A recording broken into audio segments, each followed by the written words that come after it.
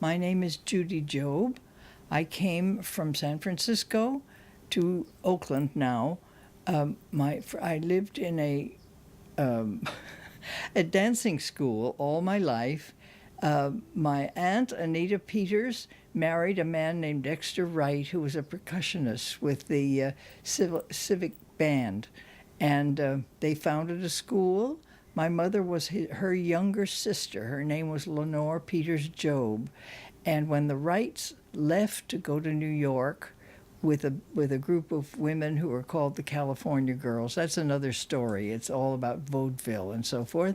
My mother conducted the school, and I was a baby at that time. I used to attend in my what do you call Pram?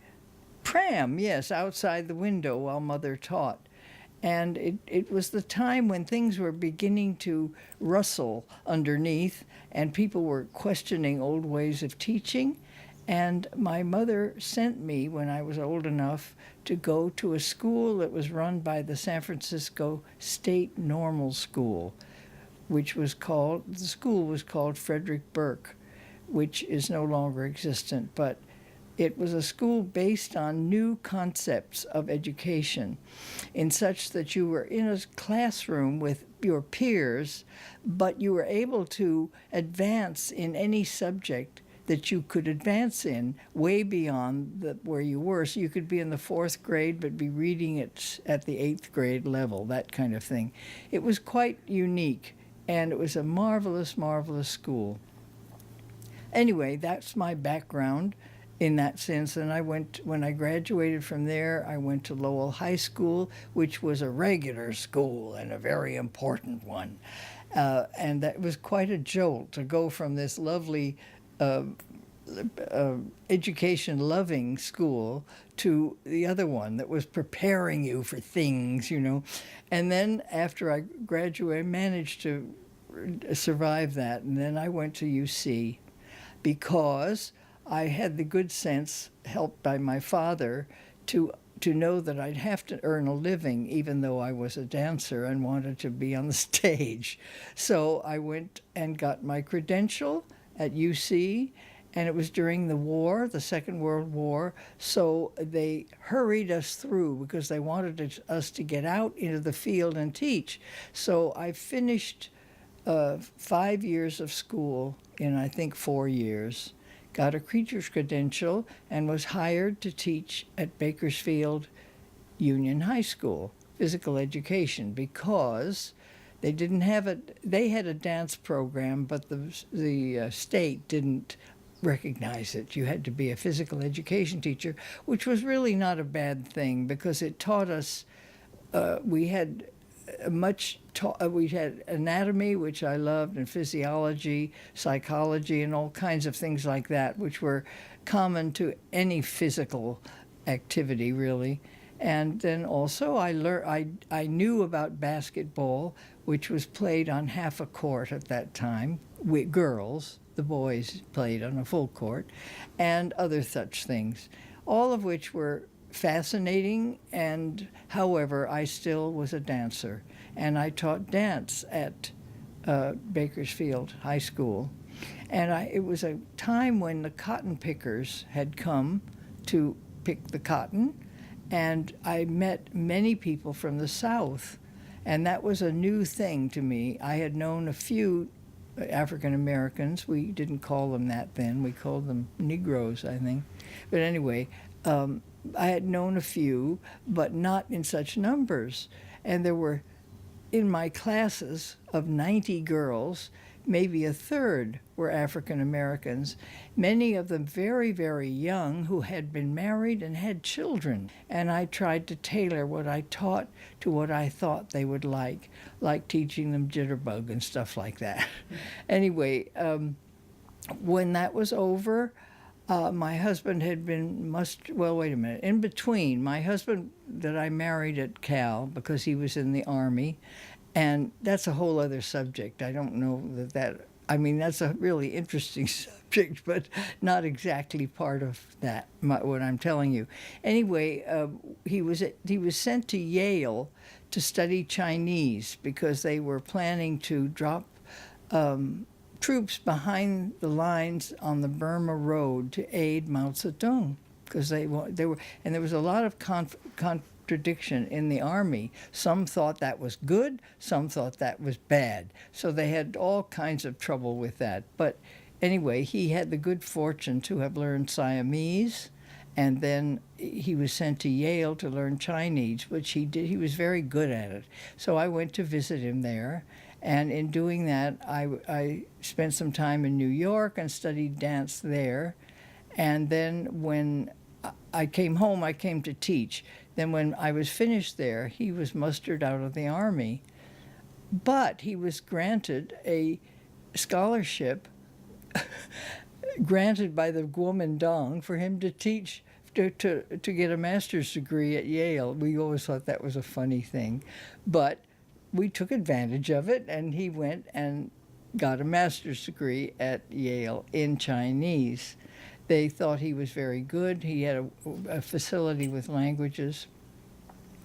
And it was a remarkable time for China because there was a revolution there, and we actually could see what was happening there. What years were those? Well, 49 was the revolution, but that happened when we had come home. I'm kind of garbling things, aren't I? But anyway, we were at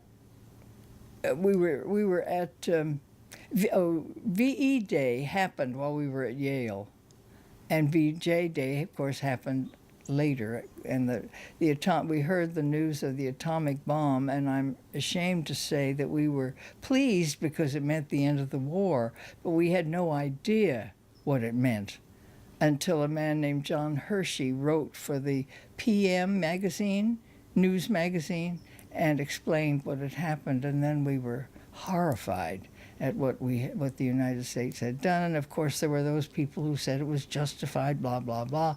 But increasingly we realized that it was a bestial act that we were terribly ashamed of. Anyway, then we came back to San Francisco. At that time I studied, I was there for a whole year while he was at Yale, and I studied with Sophie Maslow, a very famous dancer, Anna Sokolow, Martha Graham, and various others. My aunt Anita had a dancing school there, and I used to perform. She had me perform a whole program there. I don't think I did Justice Denied there.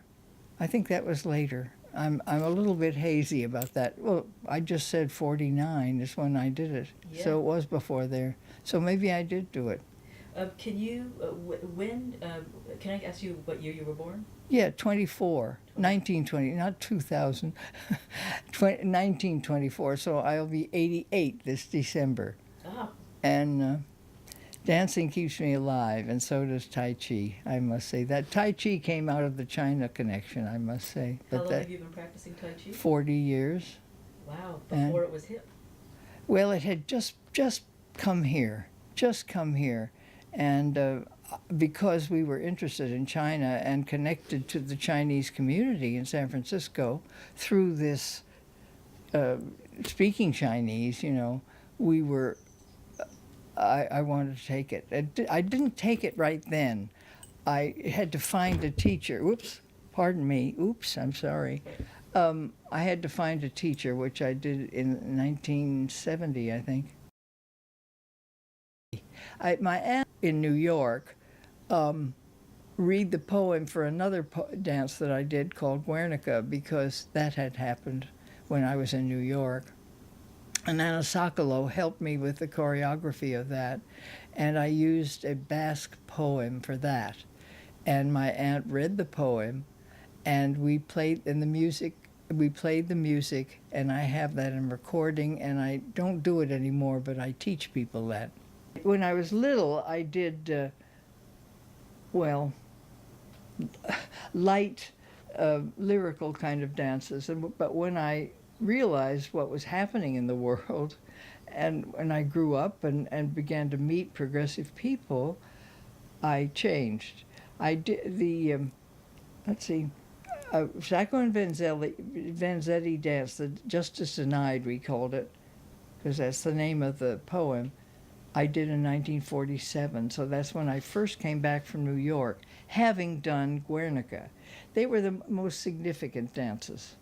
I also, when I did Guernica, I know, it was at UC. Because the war was going on, I think it was about that time. I forget the year of Guernica, but anyway, it was right in that time.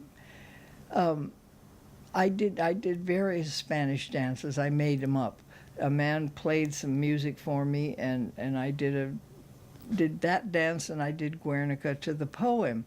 I had no idea of how to really compose a dance until I got to New York, and Anna helped me. She saw me do it. What I mean is, when I first did it, we read the poem, and I danced to the poem. Just, it matched. She said, "You're missing a lot." So we pulled the poem apart and used it at specific times during the dance. Well, originally it was purely theatrical. That is, it was for vaudeville. Or, as my aunt did, she put on extravaganzas before the movies when they came.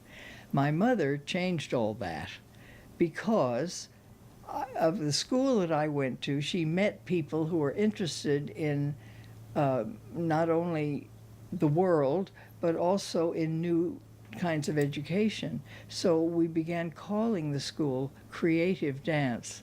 Our idea was to give a foundation in how the body works. We worked on things, to improve posture, to show people how to do things, to use their knees properly and so forth.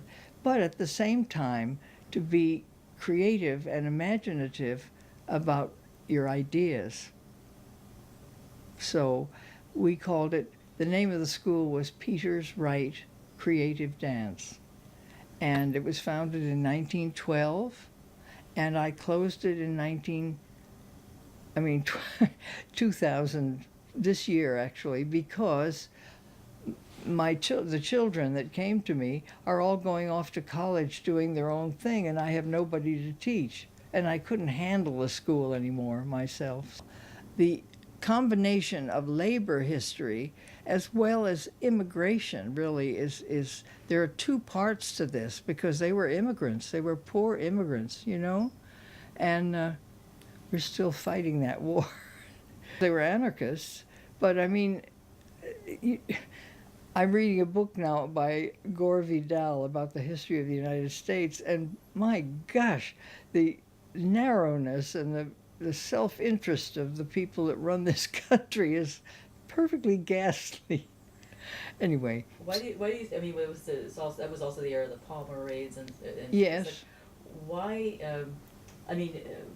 People don't understand anarchism particularly well. It's become a propagandized into a euphemism for chaos. Which is just the opposite. Why do you think anarchism has been so vilified in the country? And because what it means is the archy means something in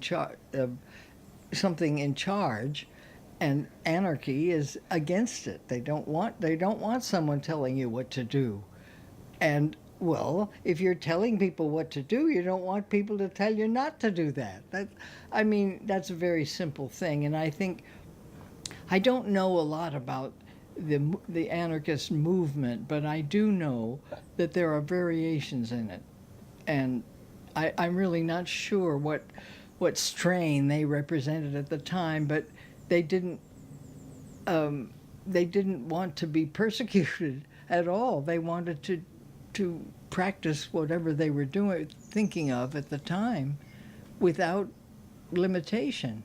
Going back to when you were talking about the grammar school that you started in, that sounds very much along anarchist philosophy, just the way that whole school is Well, it isn't it. I suppose I don't know. You perhaps know more about that than I did. It wasn't anarchy because we were taught principles. It's just that there was room for individual growth in education.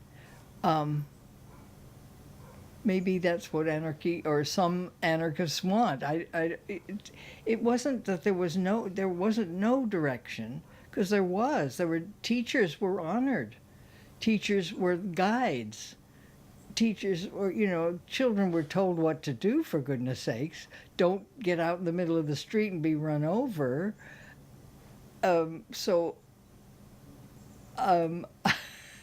It's difficult to understand, and it takes intelligence and it takes study, it seems to me, to understand these things. It's not simple. Well, is the push for that kind of empathy and intelligence something that in this country politically perhaps has always been feared by the status quo? Well, of course it's feared. That's what I didn't put it that way, but of course it's not wanted. And I suppose it's too mild to say it's just not wanted, because they fear it because it seems so to them as if it's going to be so wild, and actually it isn't that wild, or sometimes it is and sometimes it isn't. But yes, it's feared. Well, I remember we were very much interested in the whole Harry Bridges thing. We knew Harry. His children came to our dancing school. Anyway, but not then, earlier. But it was remarkable to have these poor fellows that had been stevedores all the time on the waterfront suddenly having dignity, and having a union, somebody that didn't. The shape up was what they were against, as well as other things. But that whole business of having to go down and kind of sell yourself to get a job, instead of having some orderly, fair distribution of whatever they were going to do. What were they trying to do? I mean, for those of us that don't understand what shape up meant. The shape up meant when the bosses, the people who owned the maritime not unions, industry, and the ships that were being loaded would say, we need 100 stevedores. Then all the men that wanted to be stevedores would come down, and the man would say, you come, you. And of course they'd use the people they'd choose the people they wanted, rather than the fact that the men needed jobs and that this guy hadn't worked for a year and therefore should work, that a fair, from a labor point of view or from a person point of view, a fair distribution of the work. So the shape up was that. The men shaped themselves up, and then the boss would pick out people. And was there favoritism involved? Of course there were, especially if they were against any kind of union. Because the rumblings of the union were happening at that time, but it wasn't. When Harry came along and spoke so well, and gave them shape instead of shape up, gave the men shape and principles to work on. And then there were various parts of the union. Of course, there were the stevedores, the longshoremen, the ship clerks, and I don't know what else. I forget if there was another yet. But there were these different areas, because each one had a different sort of work, But it sounds like there was a real vibrancy of ideas in San Francisco at that particular time. Yes, there was. And I'm just trying to think, when was the Tom Mooney case? I forget. I think it was before this, before the general.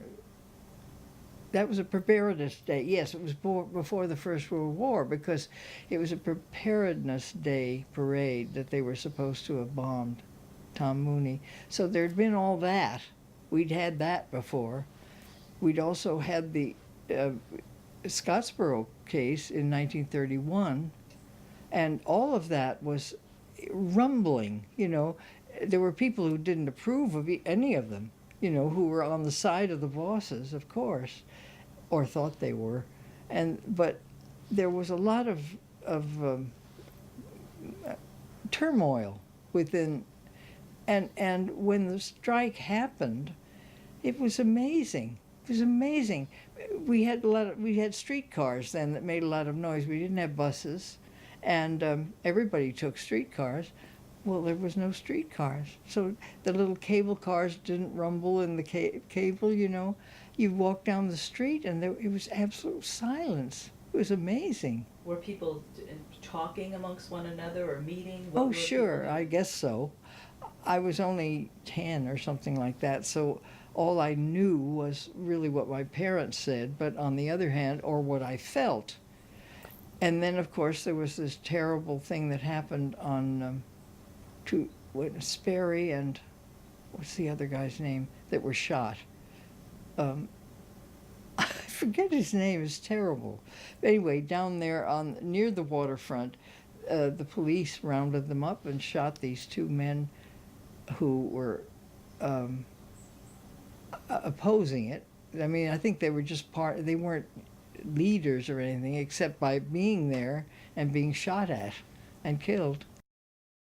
Right now, I don't compose dances. I wish I could. I miss it.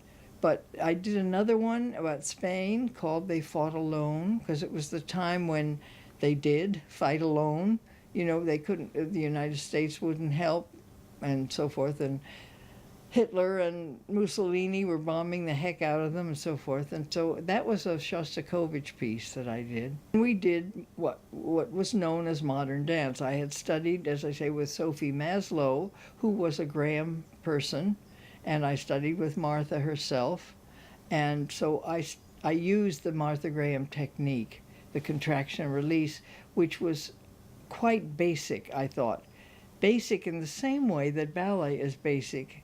But ballet at that time stresses the legs and arms, while Graham stresses the torso. Well, that put the two together. And actually, Anna Sokolow, the woman that helped me with Guernica, said she thought eventually people would study both, and they do. They study modern, they study ballet, they study Latin, they study folk dance, they study all kinds of things, because we can now.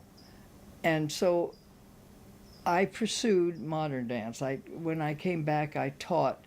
There were people that wanted to know what was going on in New York, and so I taught them what I learned. And I did that for some time. And then I met a woman at the labor school named Gloria Unti, who was a person who had worked with another one called Hanya Holm, who was a German woman who also worked with modern dance, a different expressionist kind of dance. So that influence was there. And she and I made a partnership and did little skits based on popular songs like Crazy Man Crazy and Love and Marriage and things like that. And we danced at the Hungry Eye. So it was such fun. We had a wonderful time doing that. What year was that? 50s. And the Hungry Eye, which had a fairly lengthy and storied career, how was the theater set up? It was in the basement, and you went downstairs, and it had a dark room with brick painted black and a little platform. That was how we danced on the platform, because they were small. What did we call them? Anyway, they were just sketches, really, and we performed on this little platform. What type of audiences would come in?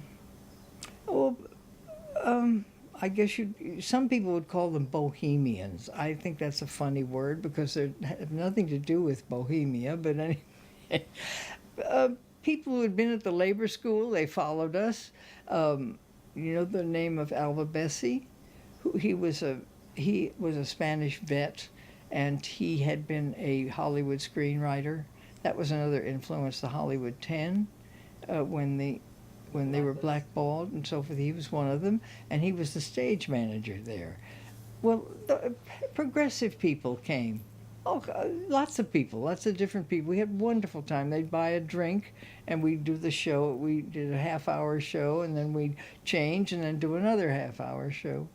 Anyway, we did that for almost a year. And then Gloria had to, she was a single mother and had to find work. So she began teaching, and I would have gone on if I could because I had the support of my mother and the school, but then I went back to just teaching, or I composed things as we went along. How long did you compose? When did you stop composing? Well, after my solo career, as it were, then I taught. Gloria came back and taught with me a group of teenagers. I love teaching teenagers after teaching in a high school, you know, and I had this group of teenagers, and we did a little dance to what is it called? Little Women. Gloria helped do the choreography. I helped with the music. We used Schumann's music. Based on the book, the novel? Based on the book, yeah. Oh, wow. We had Marmee, the mother, and the children, and then they did a dance together, and then each couple did a dance. I forget the names of them, but anyway, the oldest kid, and she married somebody, and several young men came to dance with us, and then the second one, Jo, and her German husband danced, and then Amy danced. Anyway, it was a beautiful dance, and we got very good notices from Alfred Frankenstein on that. So your body of work has drawn itself from political world events, literature, and what else did you use for inspiration? After that, after Little Women, Gloria went on to teach on her own. She had to, and then I had a group of teenagers who. I think that I had a daughter who was 14 then, and I had a group of teenagers around that age. And of course, at that time, West Side Story was the thing. So Bronwyn, my daughter, composed a 10-minute dance, which was quite a bit. Usually dances lasted 3 minutes or 5 minutes. A 10-minute dance to West Side Story. And we needed men. We were all girls. I mean, they were all girls. So a man named Eric something was in charge of something called the Mission Rebels. And he brought a group of kids from the Mission. The Mission is the Latin American part of San Francisco.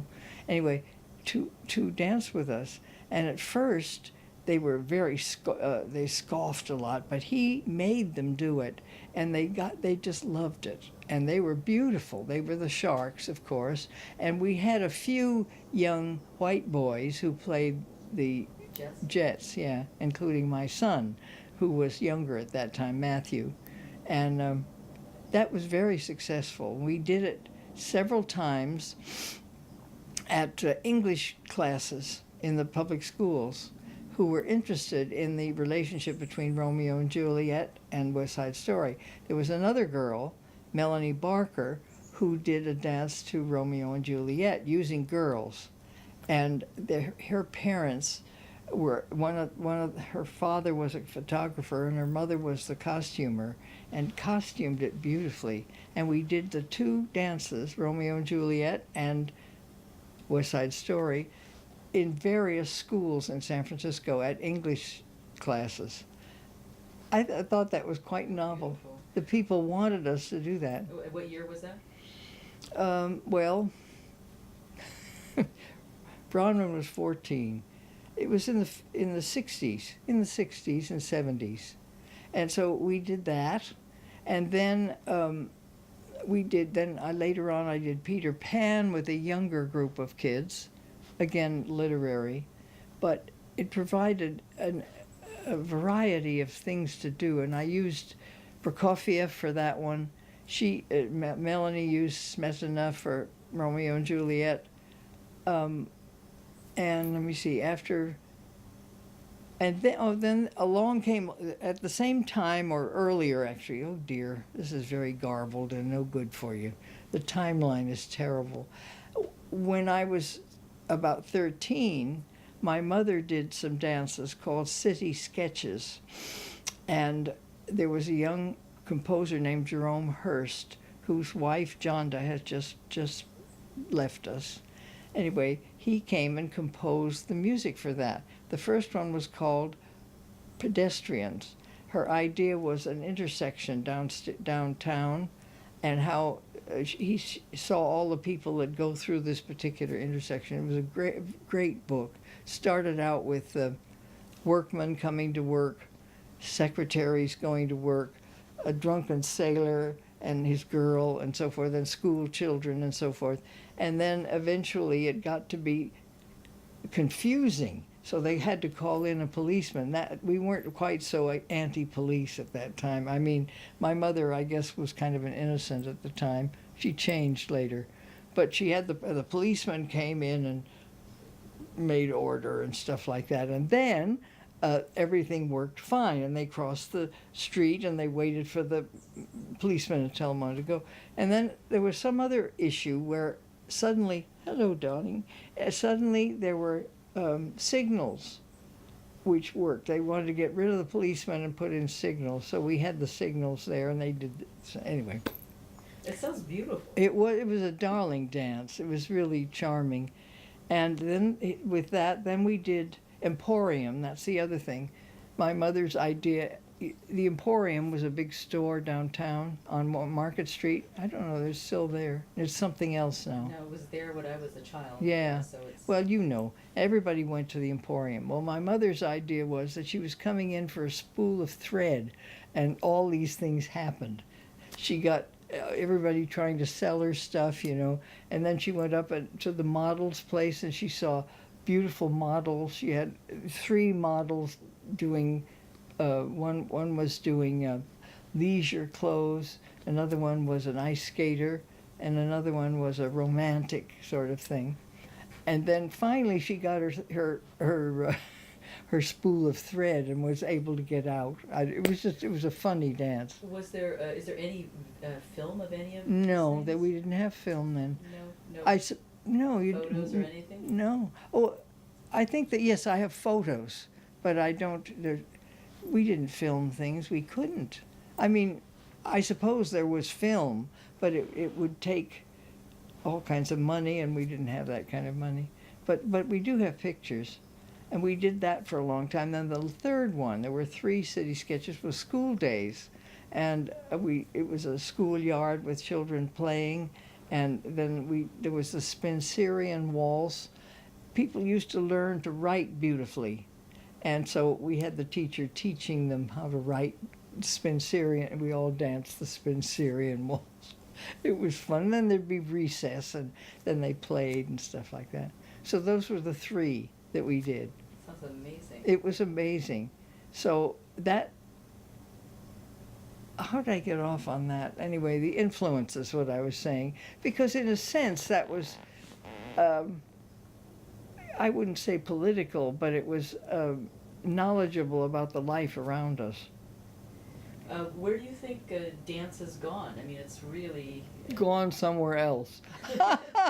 I showed some... I'm studying French because, well, that's another reason. But I told my French teacher about this poem. She said, "You did a dance to that?" She said, "Oh my goodness, something that meant something?" She said, "The dances today don't mean a thing."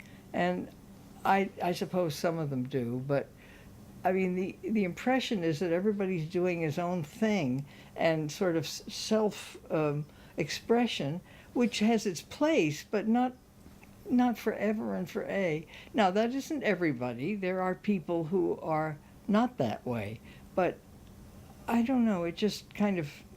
She was shocked that she had somebody that did something like that. And yes, in fact, the more you can lift your leg up, the better it is.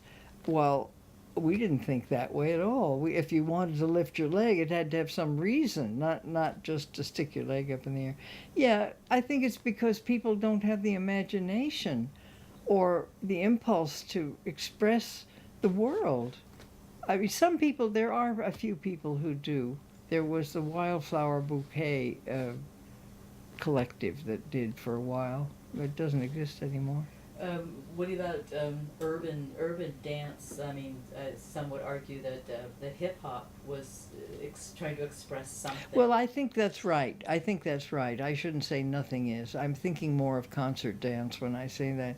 Yes, I think hip hop does, but it all doesn't, and some of it is pretty vulgar, in an anti-woman way. It seems to me. I mean, and there are people that are trying to change that. To try to talk about things that are uplifting rather than calling bitches and hoes and whatever they're called. I don't know. It's really pretty disgusting to me, but not because I'm offended by the use of any word. It's just the notion that that's the way women are thought of. Well, there's a lot of women choreographers. Yes. Now, I mean, yes. Well, even since going back to the 80s, that have been done well. Yes. At least with modern, with pop music. Yeah. Whether it's Paula Abdul or even Janet Jackson or any of those. Oh yes, but that's what we would call the modern dancers would call that commercial stuff, and they're doing it to sell. And so there's something that influences the quality of what they do by that. In fact, KQED had an interesting set of music recently. It was 60s and 70s Soul Train, and what beautiful music that was, and beautiful dancing. In other words, it was pure people. And I thought, these crazy people with these sexy outfits, what are they expressing except garbage, as far as I'm concerned? Not completely, because there are some that don't, but it was quite a revelation to look back on that. People like James Brown were beautiful, beautiful singers. I mean, they said all kinds of crazy things, but they were real soul singers. You could tell they were singing from a passionate life that they had to live. It was, I don't know, it's just different, that's all. So you say Tai Chi keeps you very fit and active. Talk about, now is, the last, 10, 20 years, I mean, how has dance fit into your life, and what are you doing? Well, as I say, I go to a dance class at Shaw Anderson every Tuesday morning, and it's led by a woman named Joanna Gewurz Harris, who's a friend of mine and a modern dance teacher. And it's a very satisfying class. It's eclectic. She does a little ballet, a little modern, a little this and that and the other thing. And it's called Lifetime Dance, I think. And we're mostly older people, mostly women. Once in a while a dear man comes, but that allows us to flirt or something.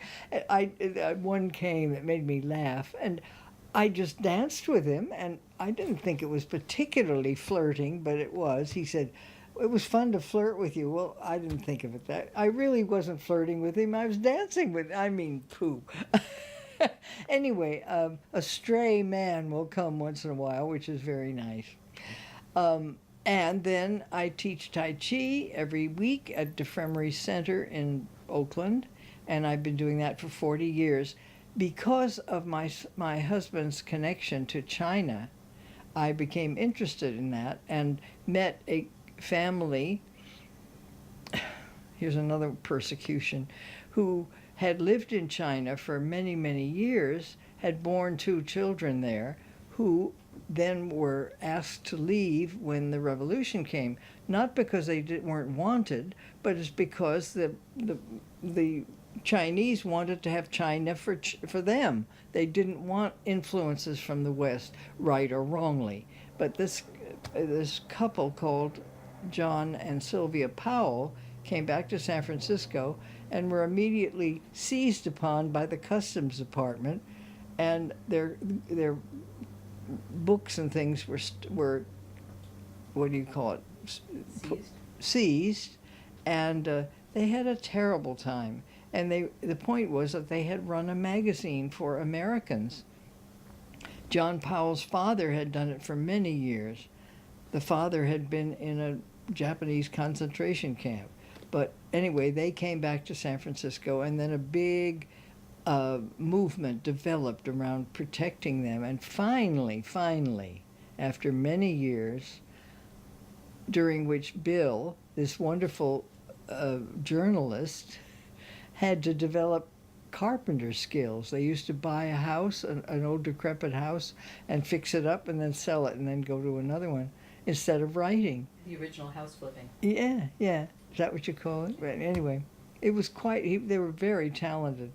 But finally, rather recently, maybe within a couple of years, they went to get their books. And guess what was on the top of it? Children's comic books. Wasn't that ironic? It was so typical of America somehow to me to have confiscated these books. Of course, there were other things too, but both of the parents are now gone, and their children have given the books to the Asian library at Cal.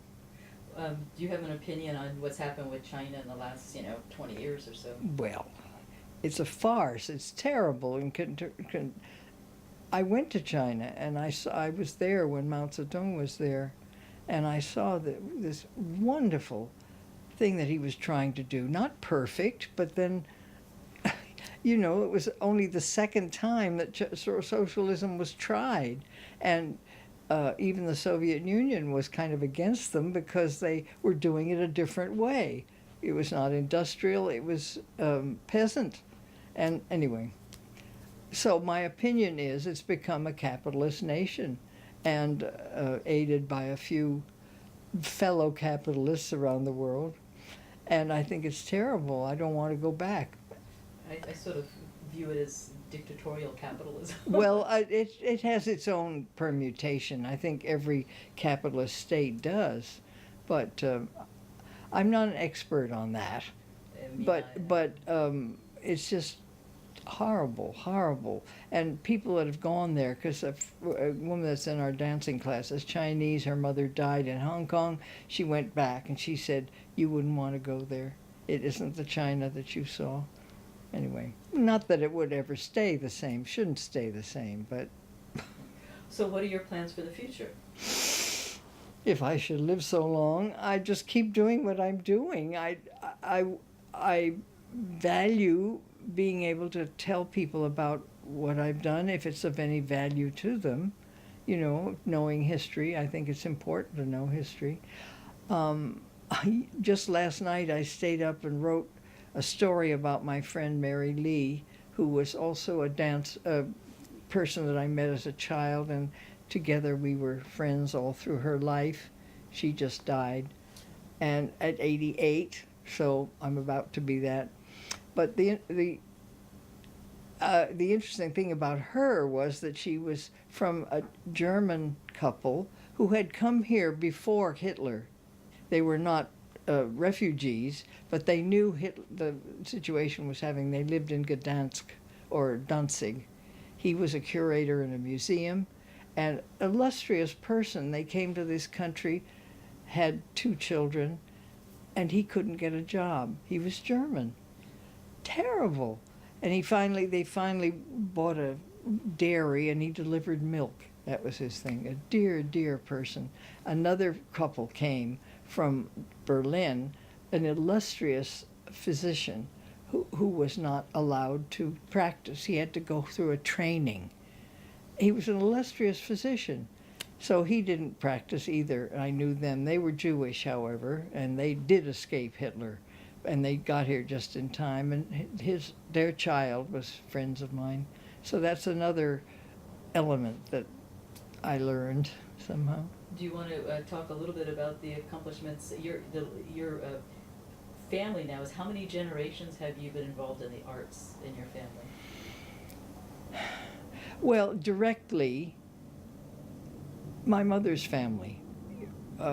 There were people in other aspects of the family, cousins or something. There was an artist down in Monterey, Rollo Peters, who was some kind of a cousin. I don't know much about him. But so it was my mother's family, and who came here in the end of the last century, in the 70s, in 1870. Anyway. So that's... Where did they arrive from?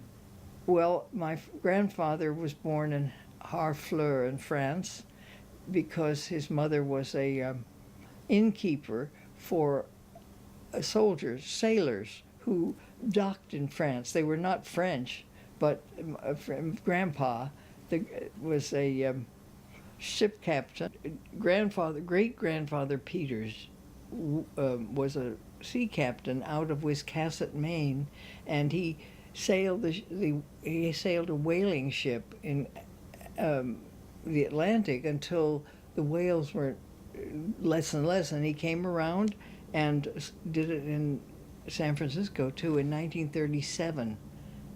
Imagine they were whaling here off the Pacific coast.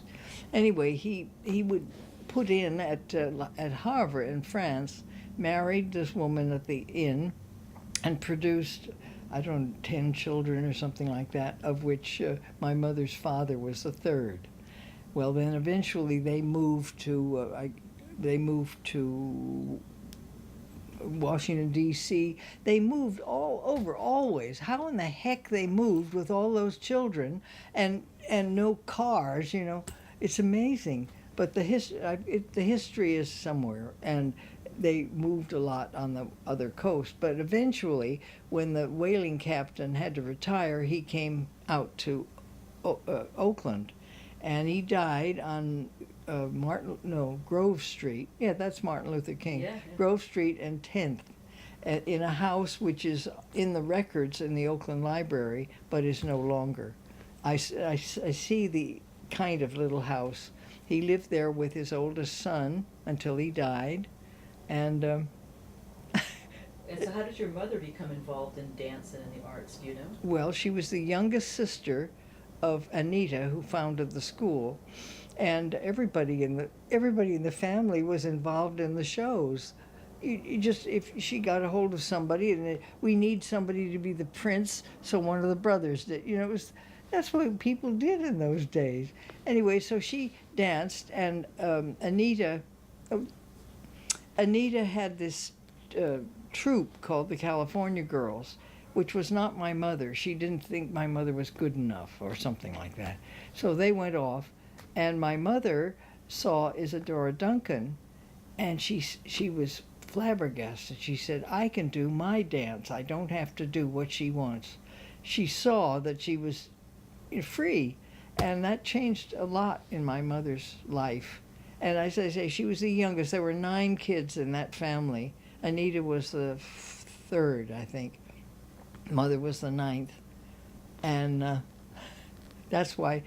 And so then she had me, and I had to be educated in the best way, and so I was. And then your children have gone on to... Well, yes, my daughter danced, and but she married a man who had 6 children actually, and she also wanted to be a mother, so she went off and was their mother until let me see. She used to come and teach us too. She was a good teacher, and she had ideas, and she used to compose. We used to put on a show every year called the Afternoon of Dance, and all our students would perform at whatever level they were. And Bronwyn used to compose for that. Then she got a terrible disease called CD. Wait a minute. It's chronic infectious polyneuropathy. It's an autoimmune disease, and gradually she faded. She died 5 years ago, Oh. It was terrible. It was terrible.